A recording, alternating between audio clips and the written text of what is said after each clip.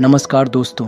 जब मेरी नाव सिंधु नदी के शांत बहाव में धीरे धीरे आगे बढ़ती है तो इस महान सभ्यता के बारे में सोचने का समय मिल जाता है जिसने कभी इस नदी के किनारे अपनी कहानी रची थी। यह नदी सिर्फ जीवनदायिनी नहीं थी बल्कि एक गवाह थी उन तमाम लोगों की कहानियों की जिन्होंने इसके किनारे जीवन जिया। आज हम एक ऐसे विषय पर चर्चा करेंगे जिसे अक्सर नज़रअंदाज कर दिया जाता है, लेकिन इसे समझे बिना सिंधु घाटी सभ्यता को पूरी तरह जान पाना संभव नहीं है। यह विषय है महिलाओं की भूमिका। सिंधु घाटी सभ्यता सिर्फ कृषि, व्यापार और नगर योजना में ही अग्रणी नहीं थी, बल्कि यहाँ की समाज व्यवस्था में महिलाओं की भी महत्वपूर्ण भूमिका थी। हालांकि उनके जीवन के बारे में हमें प्रत्यक्ष जानकारी नहीं मिलती, फिर भी जो सबूत हमारे पास हैं उनसे हमें बहुत कुछ पता चलता है। जैसे जैसे मेरी नाव आगे बढ़ रही है, मैं सोचता हूँ कि कैसे महिलाएं पुरुषों के साथ कंधे से कंधा मिलाकर काम करती होंगी। परिवार का पालन पोषण, व्यापार में हिस्सा लेना और घरेलू जिम्मेदारियों का प्रबंधन करना।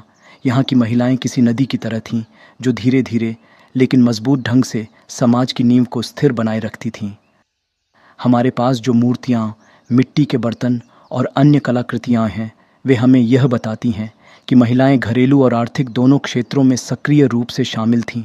सिंधु घाटी की प्रमुख नगरों जैसे हड़प्पा और मोहनजोदड़ो में महिलाएं न केवल घरेलू कार्यों में लगी रहती थीं, बल्कि व्यापार और वस्त्र निर्माण जैसे कार्यों में भी शामिल थीं। खुदाई में मिले कपड़ा बनाने के उपकरण इस बात का संकेत देते हैं कि यहाँ की महिलाएं कपड़ा उद्योग में भी महत्वपूर्ण भूमिका निभाती थीं। कपास, जो उस समय का प्रमुख उत्पाद था, न केवल इनके वस्त्रों के लिए बल्कि व्यापार के लिए भी अहम था। कपास के उत्पादन और व्यापार ने इस सभ्यता को दूर दूर के क्षेत्रों जैसे मेसोपोटामिया तक जोड़ा। घरेलू जीवन में भी महिलाओं की महत्वपूर्ण भूमिका थी। छोटे छोटे मिट्टी के पुतलों और मूर्तियों की खोज हमें यह संकेत देती है कि महिलाएं संभवतः धार्मिक या सांस्कृतिक जीवन में भी प्रमुख थीं। ये मूर्तियाँ, जो संभवतः देवी की प्रतीक थीं, इस बात का इशारा करती हैं कि महिलाएं समाज में पूजनीय थीं और उनके योगदान का सम्मान किया जाता था। लेकिन महिलाओं की भूमिका केवल घरेलू कार्यों तक सीमित नहीं थी। व्यापार और वाणिज्य के क्षेत्र में भी महिलाएं शामिल हो सकती थीं।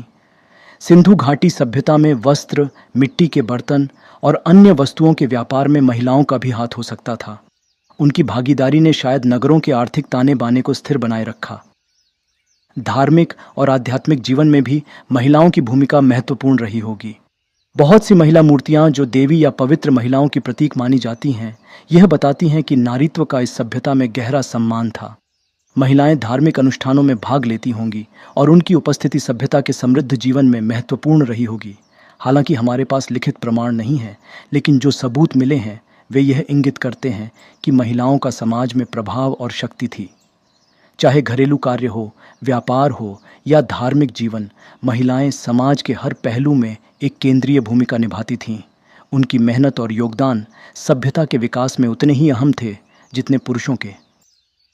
जैसे जैसे मैं सिंधु नदी की शांत लहरों के साथ आगे बढ़ता हूँ, मुझे एहसास होता है कि प्राचीन सभ्यताओं में महिलाओं के योगदान को अक्सर इतिहास में उतनी जगह नहीं मिली है। लेकिन सिंधु घाटी सभ्यता हमें यह सिखाती है कि महिलाएं उस समय भी समाज की नींव थीं, जो समाज के हर हिस्से को मजबूती से जोड़कर रखती थीं। अगले एपिसोड में हम सिंधु घाटी सभ्यता की सामाजिक संरचना और शासन व्यवस्था पर चर्चा करेंगे। कैसे यहाँ फैसले लिए जाते थे? क्या यहाँ एक केंद्रीकृत सरकार थी या स्थानीय स्तर पर शासन चलता था? और समाज में कौन से वर्ग थे जो रोज़मर्रा की जिंदगी को प्रभावित करते थे?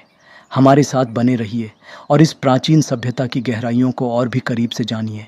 जैसे जैसे शाम का आसमान गहरा होता जा रहा है और सितारे अपनी चमक बिखेरने लगे हैं, मैं खुद को इस नदी की शांत धारा में खोता हुआ पाता हूँ।